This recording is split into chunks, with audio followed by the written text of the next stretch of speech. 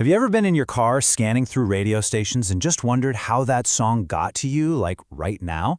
Well, today we're diving into the final and maybe the most critical mile of that entire journey, how a signal gets from the studio to the airwaves. Right, so this is the second part of our big deep dive into broadcast automation, and it's all based on this really thorough research report from Virtualization Options LLC. Today, we're zeroing in on one very specific piece of the puzzle, that audio journey from the studio to the transmitter. It's what engineers call the final mile. So how does it all happen? It really feels like magic, doesn't it? But it's actually an incredible feat of engineering called playout integration.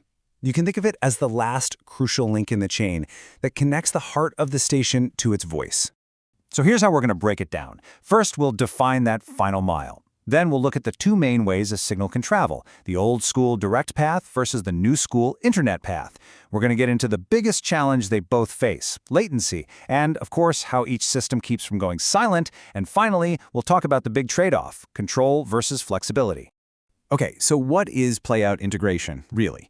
Well, in the simplest terms, it's all the tech and the processes that take the finished audio, the songs, the commercials, everything, from the automation system and delivers it perfectly to the broadcast transmitter. It's the final handoff. For decades, there was really only one answer to this problem. It was the on-premises or on-prem approach, and this means having a direct, physical connection that's located right there inside the broadcast facility. Yep, this is probably what you're picturing. Big racks of powerful servers, storage arrays, all that specialized equipment, all housed in one room. The beauty of this is it gives engineers total, hands-on control over every single piece of the signal chain. You know, this analogy is perfect. It's exactly like having a super high-end, gold-plated cable connecting your stereo receiver to your speakers at home. The connection is physical, it's incredibly reliable, and it is built to do one thing and one thing only: deliver amazing audio with zero surprises. So this direct path guarantees a few really important things. You get a direct digital connection, usually using a professional standard called AES-3, or even a classic analog one. Both deliver super high-fidelity 24-bit sound. Latency, which is delay, is predictable and almost non-existent. And you get instant control from things like GPI triggers. Those are just simple electronic cues that might say, fire off a jingle or a commercial in a split second. Okay, so that's the traditional way. Now let's look at the other path, which totally changes the game by using the power and the scale of the internet. We're talking about the cloud-based approach.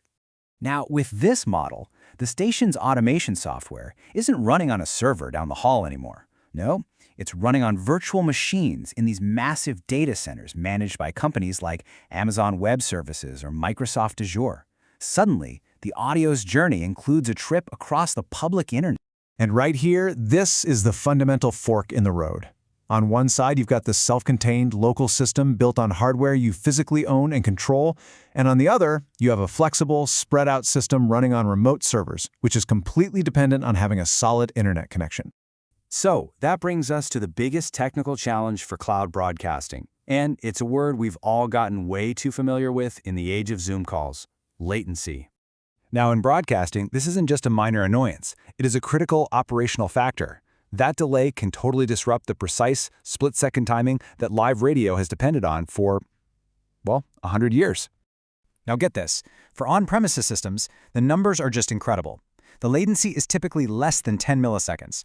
From the moment a command is given to the audio coming out, the delay is, well, it's pretty much imperceptible to the human ear. It's basically instant. Now compare that to cloud systems. Here, that delay can be tens or even hundreds of milliseconds. And it's not a fixed number either. It's always changing, depending entirely on the quality and the traffic on the internet connection between that data center and the transmitter. And look, this isn't just some number on a spec sheet. It actually forces stations to change how they work. That lag means you need a much bigger profanity delay buffer to give your operator time to hit the button. And it makes that seamless back and forth you want with a live reporter a lot more challenging. So given these two totally different paths, what happens when something goes wrong? How do these systems prevent the one thing that everyone in radio fears most: dead air? Okay, the on-prem approach is all about physical duplication. You have hot standby servers just sitting there ready to take over in a millisecond. You have uninterruptible power supplies, redundant network gear, and oftentimes a complete physical backup of the whole system at a different location. It's all about having a second piece of hardware ready to go.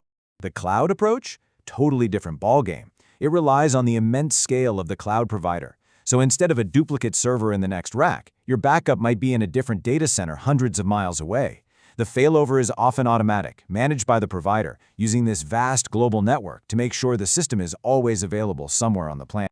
And all of this brings us to the core decision, the big question that every broadcaster has to answer for themselves. It's a fundamental trade-off between having absolute control and gaining unbelievable flexibility. When you get right down to it, it is a strategic choice. On-premises gives you maximum control and that predictable super low latency, but it comes with a high upfront cost and it's tied to one physical place. The cloud, on the other hand, offers incredible flexibility and a pay-as-you-go model, but you're giving up some control, accepting variable latency, and relying on a third party. So, for a fast-paced talk radio station, that instant response of an on-prem system might be a deal breaker. But for a network of music stations, the cloud's ability to manage them all from anywhere, that could be a total game changer. And that really is the big question that's shaping the future of broadcasting. Why does this matter? Because the answer to whether control or flexibility wins out will define not just how radio stations operate, but really how all of us create and listen to media for many years to come.